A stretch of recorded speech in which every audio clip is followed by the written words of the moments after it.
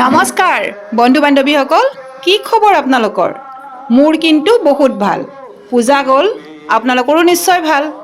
সেইদিনাখন আছিল শংকৰদেৱৰ জন্ম উৎসৱ, মানে শংকৰদেৱৰ জন্মদিন। আমি তিনিওজন গৈছিলোঁ সেইদিনাখন আমাৰ আপোন ঘৰখন সৰুপেটালৈ।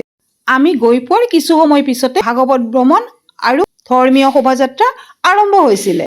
সেয়েহে আমি ব্যস্ত হৈ পৰিলোঁ। মোৰ জাজনীৰ সৈতে দুয়োজনীয়ে আমি চাকি বন্তি জ্বলাই পদূলিমুখত বাট চাই আছিলোঁ।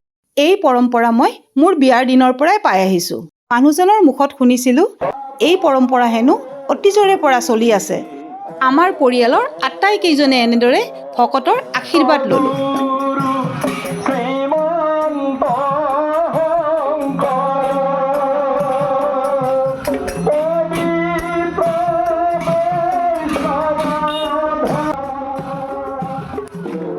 গাঁৱৰ ঘৰখনলৈ যোৱাৰ পিছত আপোন মানুহবিলাকৰ মাজত নিজকে একেবাৰে পাহৰি যাওঁ।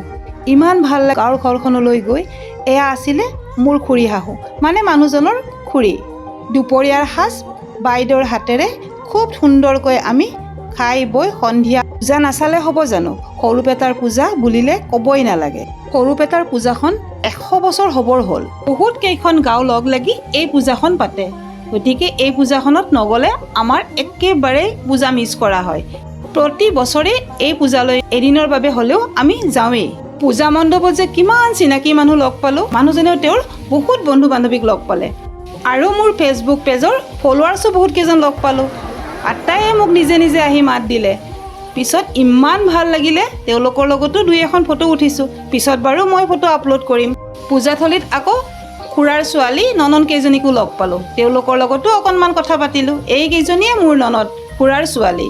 আচলতে গাঁৱৰ পূজা এখনেই হয় আৰু খুব ডাঙৰকৈ হয়। তাত বিভিন্ন ধৰণৰ মণিহাৰী দোকান আহিছে, কাপ প্লেটৰ দোকান আহিছে। পূজাত গৈ যদি পাণ নাখাওঁ কেনেকৈ হ'ব? সেয়েহে মিঠা পাণ এখনো মুখত ভৰাই ল'লোঁ। সকলোফালে কেৱল মানুহে মানুহ, খালী মানুহ আৰু দোকান। খৰিৰ জুইত বনোৱা জিলাপি খুব টেষ্টি খাবলৈ। এয়া জিলাপি বনাই আছিল। তাকো মই অকণমান সময় ৰখি চালোঁ।